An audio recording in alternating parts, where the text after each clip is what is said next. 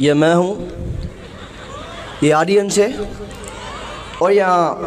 Party ہو رہی ہے۔ سب سے پہلے تو گھبرانا نہیں ہے میرے امکتب بھائیوں اور ان کی بہنوں، آپ سب کو الجھے ہوئے خیالوں اور اسٹائلش بنے ہوئے بالوں کے ساتھ کیڈٹ شاہزیب کا سلام۔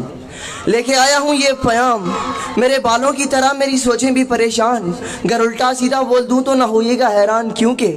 میرے جیسے ہی عجوبے کے حوالے کیا گیا ہے یہ ایوان۔ بیٹھے رہیں، پیچھے والوں کو بھی دیکھنے کا موقع دے، ذرا اس خربوزے کو بھی لگانے موقع پہ چوکا لے۔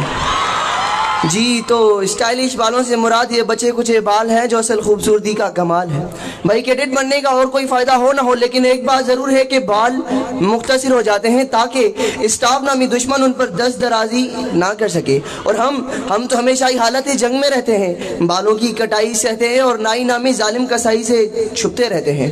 بال نہ ہونے کی وجہ سے ہمیں ان تمام تر افراد کا بھی احساس رہتا ہے کہ جن کے بال نہیں ہوتے اور ان کے سر ہی فٹ بال ہوتے ہیں۔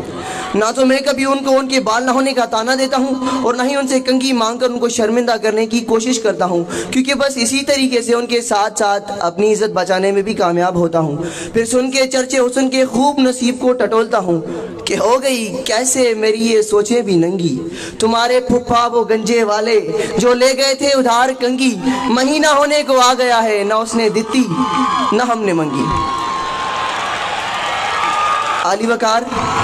جماعت میں سب سے نالائق نہ پڑھنے والا لڑکا، جس کا ہے یہ تم کو انتظار،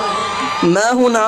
استادوں کو کیا ہے جس نے بیزار، میں ہوں نا چٹکلوں سے کر کے پڑھائی برباد ماحول کو کیا ہے جس نے خوشگوار، میں ہوں نا اپنے اور دشمن کے بچوں کو پڑھائی سے بھگانے کے کیے ہیں جس نے کولو قرار، کون؟ میں ہوں نا علی وقار مجھے سمجھ نہیں آتا کہ میری ہی محفل میں کیوں ایسے عجوبے آتے ہیں، مجھے سمجھ نہیں آتا کہ اس قسم کے الجھے ہوئے خیالات مجھے ہی کیوں آتے ہیں۔ مہنگائی سے پریشان ہو کر کسی کو سر پکڑ دے دیکھتا ہوں تو خود پریشان ہو جاتا ہوں۔ یہی نہیں، آئے دن ایک ایک کر کے باری باری چینی، آٹا، دال، گیس، بجلی، پانی یا شیلا کی جوانی، ان سب کے غائب ہونے میں کیوں آ گئی فراوانی۔ علی وقار مجھے سمجھ نہیں آتا میں کیا کروں، مجھے کام بتائے میں کیا کروں، میں کس کو کھاؤں، میں تو زکوڑا بن گیا ہوں۔ علی وقار پڑوس میں ایک لڑکی بہت اچھی لگ گئی، بڑی بے جگری کے ساتھ اس کے پاس پہنچا اور بے بکانہ اپنے پیار کا اظہار کرتے ہوئے بولا، آنکھ نشیلی ہے، دل منتظر گفتار ہے، آ بھی جا کے دل دنیا سے بیزار ہے، چشم نم ہے فقط تیرے ہجر کا سبب، ورنہ دل میں تو آباد ہستی ہزار ہے، مجھ کو تم سے پیار ہے، جیا بے قرار ہے، آجا میری بلبل تیرا انتظار ہے۔ وہ غصے سے بھڑک اٹھی اور بولی، چل نکل بلبل کے بچے، اپنی ممی کو سنا یہ لولی، تمہیں تو شفقت سے بات کرنے نہیں آتی، شکل سے لگتے ہو کولی۔ میں نے سر جھکا کر بڑے ادب سے عرض کیا مؤدبانہ، محترمہ میں نے کون سا اسکول اور کالج بند کروانا۔ علی وقار میرے پڑوسی ایک انکل جنید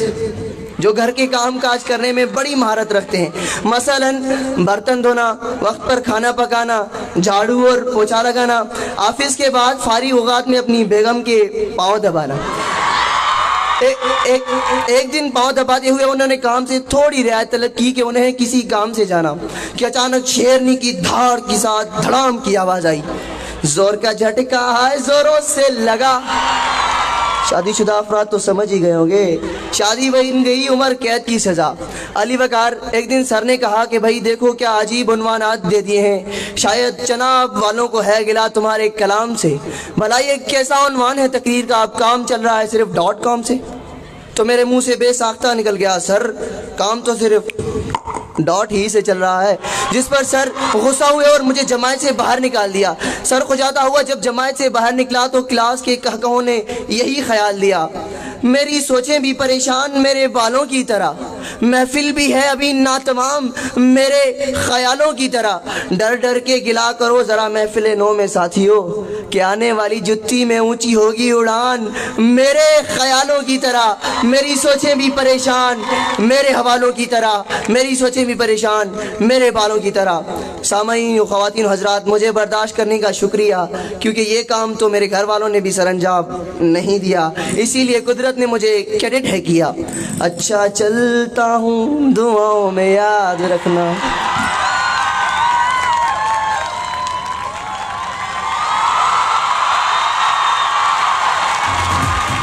شاباش